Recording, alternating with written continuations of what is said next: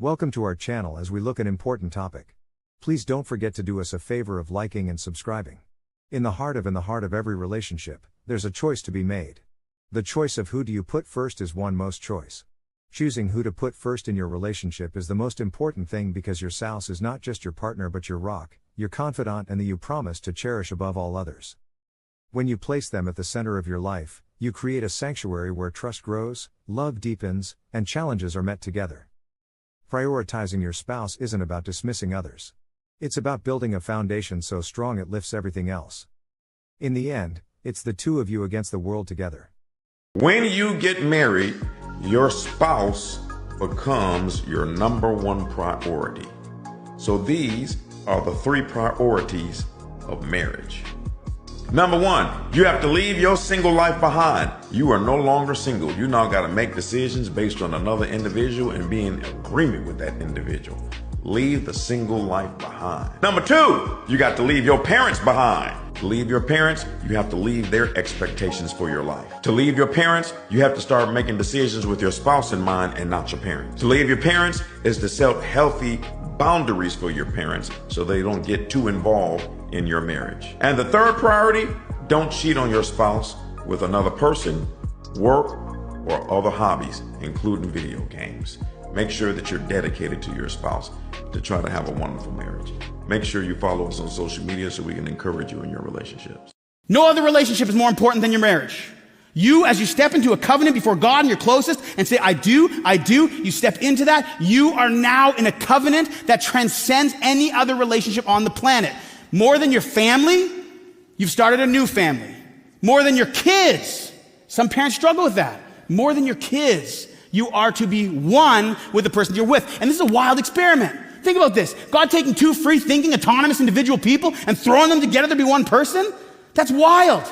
Right? In every way, socially, financially, geographically, physically, all these things coming into one. It's this wild thing. Like he's saying, like, out of all 7.8 billion options on the planet, I choose you. To fight with the most. And discourage the most. But also to love the most and forgive the most and cuddle with the most, like no one else on this planet. The oneness that they're looking for. This oneness is the point of what marriage is.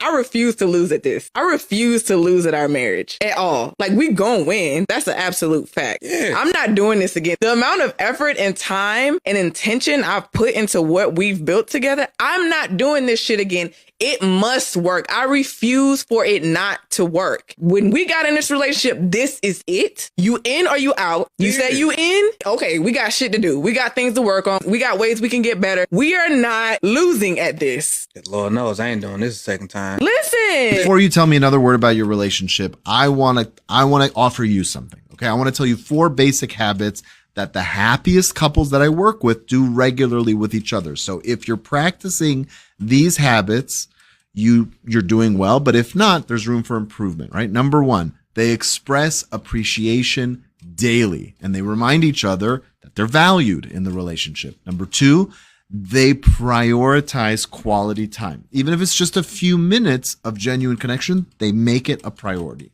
Number 3, they learn how to resolve conflicts calmly, and they focus on understanding on solutions rather than winning the argument, which I'm kind of seeing you do. And number 4, they have no problem showing physical affection, like holding hands or hugging, and that maintains a sense of closeness. If a man is available to you anytime you call, he is there. Anytime you need his presence, he is there. You text him, he replies. You call him, he picks up. He is 100% committed to you, available for you. I don't take him for granted, as we often realize someone's value only after we lose them. Don't lose a good man who is always there for you. The fact that he is reliable and always available doesn't mean he has nothing better to do. It doesn't mean he lacks friends or a social life. It simply means that he consistently takes time out of his day for you. He has reserved a space in his heart for you. The day that good man turns his back on you, you'll understand the difference between warmth and coldness. It's easy to forget the value of consistency and devotion until it's gone. A man like that shows up because he cares, not because he's obligated. So if he's always there for you, love and appreciate him fully, because good men who are reliable and committed are rare.